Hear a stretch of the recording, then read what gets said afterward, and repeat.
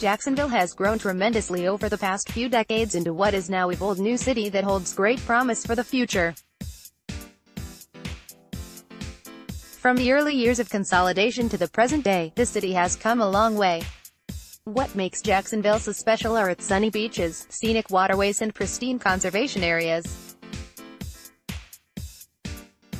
Beyond these natural amenities, our city is home to a wide array of vibrant social scenes, unique restaurants and small businesses managed by passionate, hard-working people.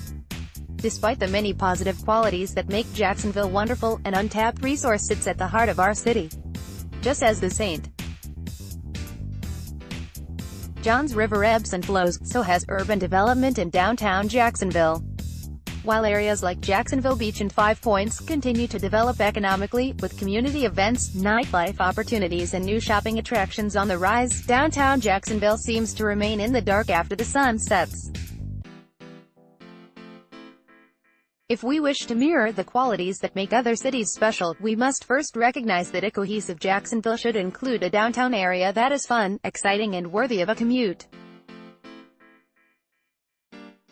From establishing more green spaces and waterfront recreation areas, to incentivizing small business development that will attract more foot traffic, a series of incremental steps can be taken to bring our prosperous city to even brighter horizons.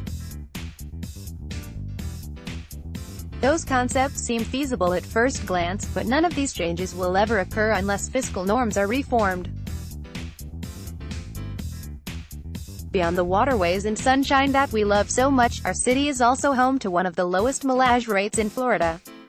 While low property tax rates are desirable for any homeowner, what is often overlooked are the negative effects that arise because of the low rates when the city is faced with a national economic recession or housing market collapse. When it comes to financing a revitalization effort, there is this reality: if downtown development initiatives are to happen, local residents must share some of the costs. One solution could be the establishment of a special taxing district that would streamline downtown development projects and set aside a designated source of revenue. By establishing such a district, which can only be done through a referendum, city leaders can show potential developers that there is actual public support for projects and that there are governmental funds ready to turn that support into action. If a special taxing district were to be established with a millage rate of 0.5%, for example, the city could see upwards of $25 million in additional revenue each year, conservative estimate, for downtown development. Over 10 years, that would be a sizable development fund with tangible benefits. While such an initiative may face a great amount of skepticism from city leaders and residents, millennial growth patterns are on an upward trajectory, to the point where millennials are expected to outnumber baby boomers in 2019.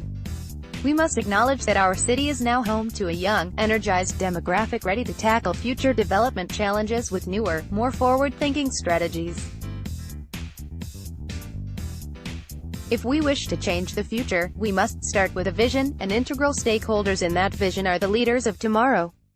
Similar to the ritual transference of power from one U.S. president to the next, it is now time to pass the torch to the next generation of leaders so that creative solutions are able to be brought to light. Maybe a better image is sharing the torch. The emphasis here is on reaching across the table to find solutions, mentoring each other through perspectives both old and young, and partnering together to make actual change occur.